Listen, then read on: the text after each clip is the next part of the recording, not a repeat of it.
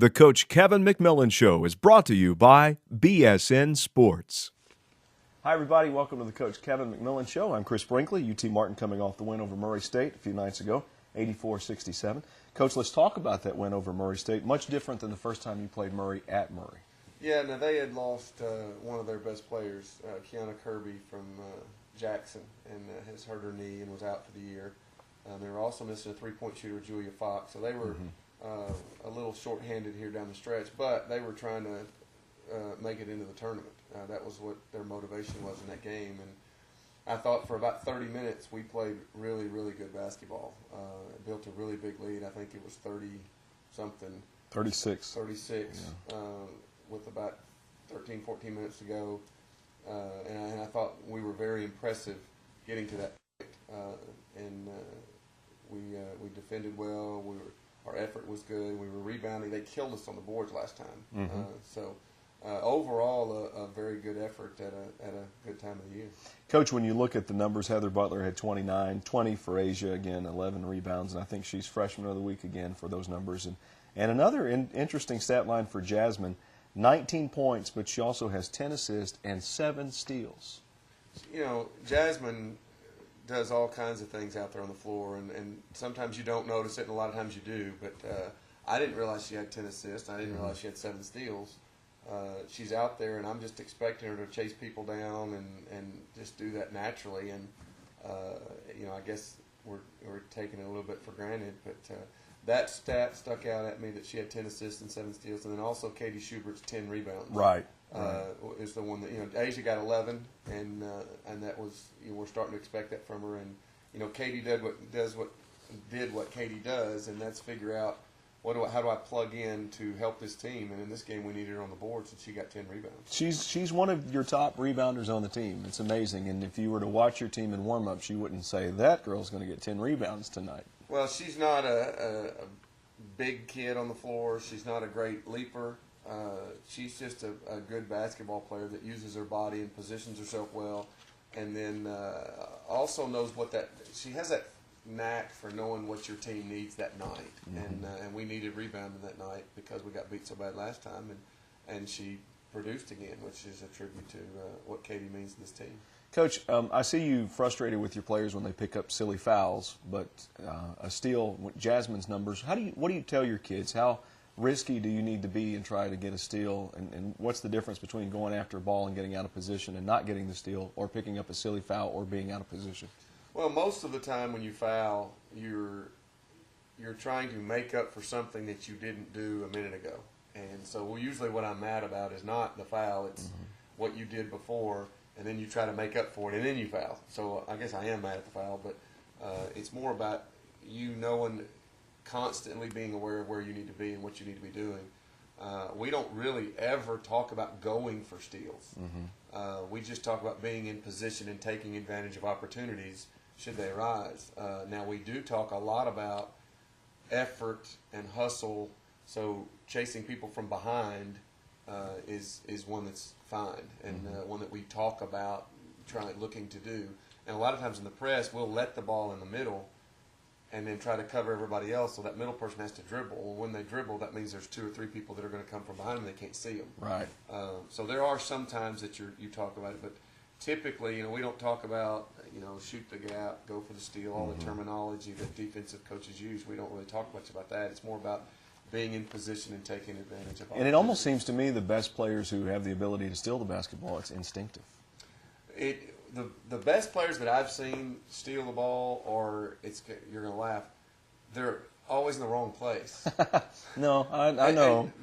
And being in the wrong place is advantageous because the offense is playing and we're looking, and all of a sudden another space, and then they turn and they let go of the ball and they go, oh crap, there's somebody there. And you know, Jasmine is very good at that. Being in the wrong place. I've seen a lot of defenders, but she's so quick that she makes up for it. She's never in the wrong place because she can cover so much ground and be in the right place. Katie Schubert's never in the wrong place. Well, she doesn't get that many steals because she can't cover the gap, close the gaps, and do all that kind of stuff. But you need a good balance of them. You know, one of the reasons, and it's so, you know, we talk about this all the time. One of the reasons Jasmine gets 7 steals is because Katie's behind her. Right. And she knows, okay, Katie's going to be in position, so I can go for this, and we're not going to be in trouble back behind me. Well, how do you? That's why I don't like Player of the Year stuff, because Jasmine was Defensive Player of the Year last year. Well, one of the reasons is Keisha was blocking shots back behind her, so she knew she could go do stuff. Right. Well, so technically it's not Jasmine; it's Jasmine and Keish. Steals and positioning and stuff, it's all team. But a lot of times the people that get the steals are the ones that are out of position. That's funny. While we're talking about awards that you don't like, Heather Butler was named Tennessee Sports Writer Player of the Week. No surprise there. And Butler and Newsom are finalists for the 2014 Nancy Lieberman Award. That's a big deal. Tremendous honor, and I would, I'd love to know if there have ever been two from the same team that have been up for that award, because that's a point guard award. So true.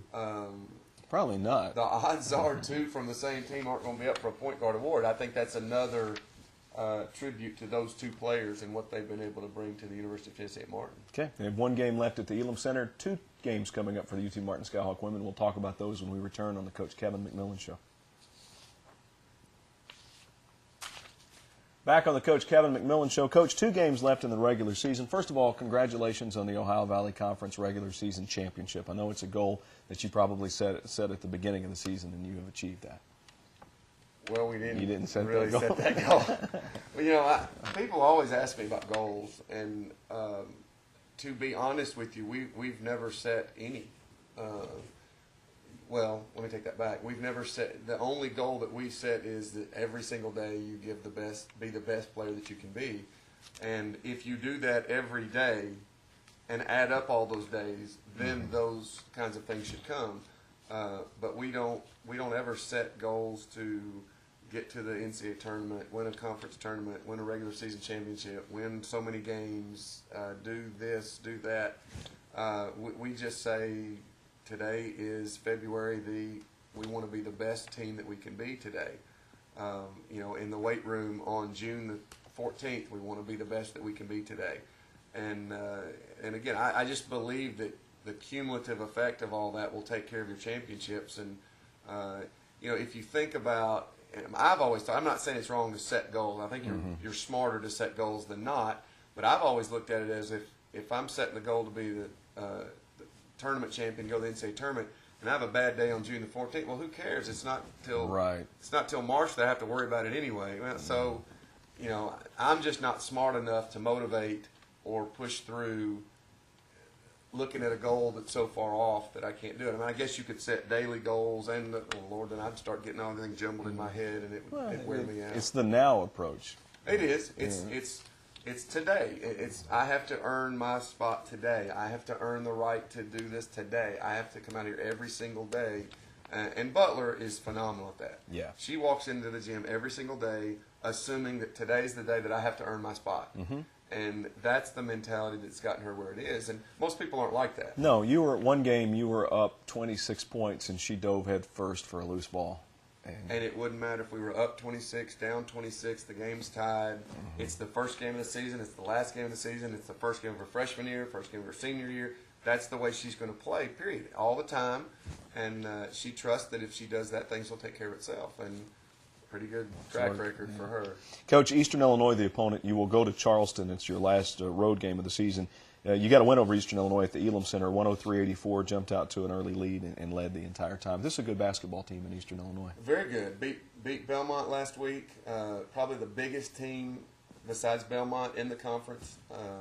Can damage you in a lot of different ways, shoot the ball really well. I think they had a girl hit 7 threes against us at our place, and they shot 50-something% for the game, maybe 60. How do you shoot 60% and not win? So, I mean, if I'm them, I'm going to say, look, guys, if we'll just do this again, I don't know that they can, UT Martin can beat us. And shooting 60% and 45 from 3 and 70 from the line, you got to feel good about yourself. And we're going to have our hands full when we go up there. And they have a good women's basketball tradition. That's a tough place to play in. Yeah, I don't think we've never won up there since I've been here. Some great games, really, last shot games. I think overtime maybe up there. Maybe that was down here. I can't remember. No, I think it was up there that was in overtime. So it'll be tough. And again, their motivation right now is a little different from ours. We're focused on being the best basketball team we can be every day, like we talked about, and we're focused on playing well as we head into the tournament. Well, they're still fighting to get in the tournament. Right. So there's a little added motivation for them, and our kids need to understand that it's like backed up against the wall, or a wounded tiger's analogy, or whatever you want to call it, and we have to be ready for that level of effort. You end the season on Saturday with Austin Peay coming to the Elam Center. It's senior day. When we look back at the season, one of the most interesting games I've ever seen would be the Austin Peay game at the Dunn Center. You were trailing 45-31 in the first half and came back to score 64 second-half points and win the game. It was the tale of two halves. Yeah, I'll never understand what I wish we could bottle whatever we said at halftime or whatever happened to the players. I don't know. It just, to me, it looked like that our effort totally changed, and next thing you know, we were tied and then up and then control the basketball game. And I'd like to think we could do that every night, but it was a very interesting game. After that game, they reeled off 4 or 5 straight wins and moved up to in the rankings. But now they're in a kind of a must-win situation as they end their season. So that's what we're faced with here the last week of the season, is 2 teams that are fighting to get in the tournament, and I think they both have to win against us to give themselves a chance. One other note, Coach, in your last game, students came out, big crowd at the Elam Center. That was great atmosphere. I hope we can get more of that. It was a really good crowd. The student athletes were there. The students were there. A large community force was there, and it really, really good atmosphere, and we're thankful for it. And we'd love to have that every single time we play. And I think that may be, our athletic director, Julio Frary, is trying to push that's the norm. So I mean, I think there's good things happening, and we hope that we're putting a product out there that would deserve the attention of the fans. But it was really, really neat to see all of them there, and hopefully March 1st, I think, is the start of our spring break. That's our last home game. Yeah. So that's going to be a little bit of a negative for our seniors, our 4 seniors: Tabitha Causey, Megan White, Heather Butler, and Jasmine Newsom. But that'll be their senior day, and we're going to get a chance to honor them a little bit. I don't know that we can honor them, any of them, enough, right. But it'll be a chance to honor them a little bit, and hope that we have a good crowd for that one too. One other note before we're out of here, we had, they're not called fat heads, but they're called big heads, and they're things that fans wave, and it's a giant picture of a face. Did they you have see? One of you? No, it's you. Well, You haven't seen it? They need to no, I'm my daughter, of course, asked me what I was mad at. Yeah. So. We'll get it on the next show. Can we do that? Yeah, and we'll have it right. One of you. No, this is your show. This is your show. Either that, or we're going to find out your middle name. Either one. We'll work on both of those. We'll take a break. This is it. This is it on the show. I can fluster. Just know that. The Coach Kevin McMillan Show. Come back and join us next week. At this time, we would like to thank our basketball corporate donors. Carey Insurance, Dynamix, Parker Hannafin, State Farm, Surgical Associates of Martin, Vans Institutional Pharmacy, Walmart, About an 8 and a 9. Yeah, to be honest. Right. But we've got those people here. It's a matter of them deciding that they want to be factors. Tiara Caldwell last night could have had 15 points and 12 rebounds in 10 minutes of action. She could have. Elizabeth's starting to play a little bit better. Chelsea Roberts flirts with playing good, and then she'll kind of back down a little bit. Megan White can come in and make shots for you. Charisma Tyson can come in, and she made a couple of good plays last night. And so, we're looking for consistency from everybody. Speaking of consistency, Heather continues to score double digits in every game. She's done that in 123 consecutive games now, 10th all-time in NCAA history, and she's the 25th all-time leading scorer in the history of the NCAA. As her career winds down, you only have 3 regular season games remaining. She continues to shatter records and move up the career list. She does, and so does Jasmine. It's kind of strange. You can't really talk about one without talking about the other, because one, they've helped each other to get those things, but the other one is if Jasmine wasn't here, what would Heather's numbers I've be? wondered that, or vice versa. And if Heather wasn't here, what would Jasmine's numbers be? And I really don't think they'd be that different because I think they help each other so much. They take some attention away, they take some pressure off each other, and both of them continue to move up. And every honor that they get is deserving, and I hope that they have to build a new trophy case for themselves when this whole thing's over. Coach, you have 3 games remaining. Murray State on Saturday, at Eastern Illinois the following Thursday, and then Austin Peay the following Saturday. Murray State is a team that gave you trouble at Murray, even though you won that game by 1 point. Yeah, they shot the ball really well in the first half, and I don't think that we were back then talking about our effort. Right. We were having effort issues, and if you go back to our season and look, the Illinois game is the one where we saw that we could press. Well, it took a few games for us to go. It's like this: you try to make a change for something, doesn't matter what it is. When you first make that change, you're all gung ho and whatever, so you're going to kind of jump way up. Well, then there's going to be a point where you go, are we really going to do this or not? Maybe we can go back and do it the other way. If you see it with a golf swing, you see it with shooting a basketball. For shooting the basketball, I shoot like this. Well, what happens if I turn this hand a little bit and then start shooting? Is it better? Well, it's going to get immediately better, and then it's going to get worse. And the worst is going to go, okay, is that really the right thing to do or not? Well, that's what you saw from us during there. There was about a 3-game stretch in there where the players were going, we really are going to press? We have to? So we're going to have to play this hard. And we're like, yes, you are. Let's go. Come on. And I think we've grown up a lot since then. Oh, yeah. You're right. I mean, if you can get through the worst, then you can improve even better than you ever were. Right. And that's what we saw. And the thing is that I'm really stubborn. And, bless my family's heart. But if I think I'm right, I'm going to hammer it home until you just absolutely prove me wrong. And when we saw out of that Illinois game that I went, okay, we can do these things. I think, no, we're fixing to do those things. Well, there was a couple of games in there where we didn't do so well, but I was going, okay, it's not because of that's what we're doing. It's because you guys aren't bought in and playing hard. Right. If you'll buy in and play hard, that's going to be fine. And the catch is 99% of the times if kids play hard, it doesn't matter what you do. Yeah.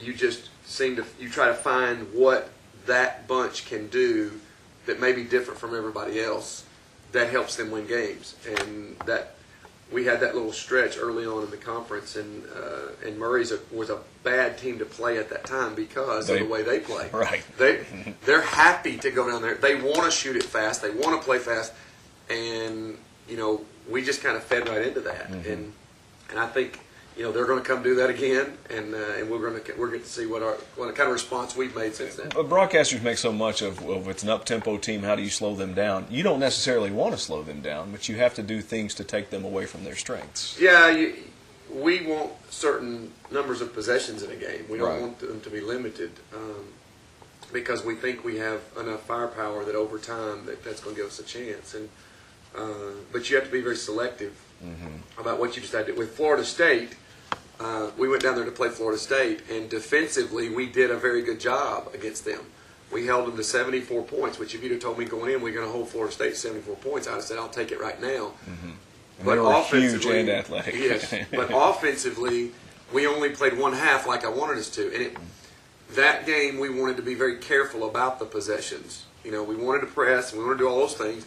But that game wasn't to speed the game up and get a certain number of possessions. It was just to try to keep them off balance. And until late in the first half, when I think we were down about 40-15, our kids, we had hit that point where, okay, we're about to get embarrassed. So what do you want us to do? And it was like, why are you asking now? I mean, why didn't you ask me at the beginning? Oh, you want us to do it this way? Well, since this is not working, we're going to try it. Well, we went score right before the half. Came back out in the second half and played even, or won the second half. I don't remember which.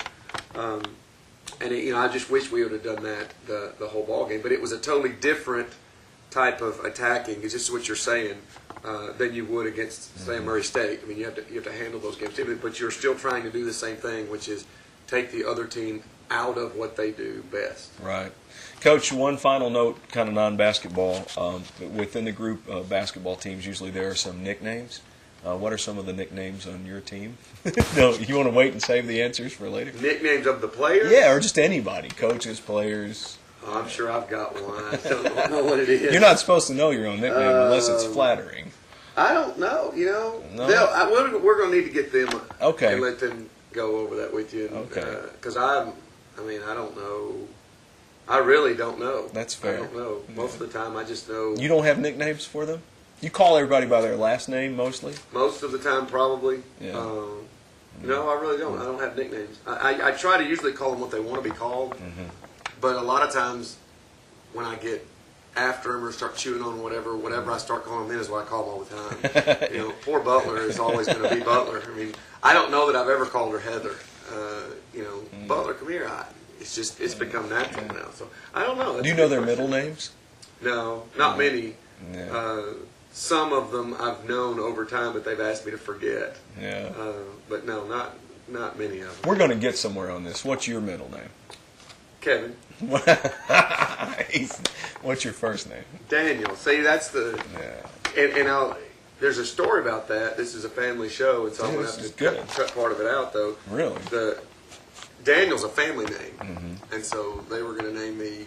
They wanted Kevin and Daniel and McMillan, and evidently, when I was in my mother's stomach, I kicked a lot, and I woke my father up kicking a lot, and he would get up and say, "Is that something, kid, kicking again?"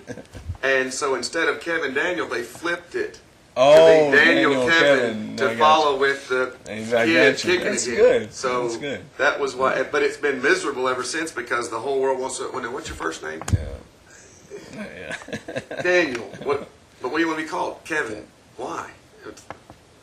Because you probably got that in school whenever you all say the time. And you get it when you fill out stuff, when you do anything for a bank. I went to when I had the flu, and I pulled up. It took them 30 minutes at the pharmacy to get the medicine for me because they said we don't have Kevin McMillan. Yeah. And after about 15 minutes, I'm sitting there like this. And I went, try Daniel. They went, oh yeah, it's right here. So anyway, that's how I got my. By the way, I'm not surprised you kicked a lot. I don't know. What's your middle name? Wait a minute, that's not fair. I'm the one asking the questions. But I just asked one. No, that's the Coach Kevin McMillan Show. I'm Christopher. We'll come back to that. Just don't think we'll forget that. Thanks for watching. The Coach Kevin McMillan Show is brought to you by BSN Sports. Thank you for your support of UT Martin basketball.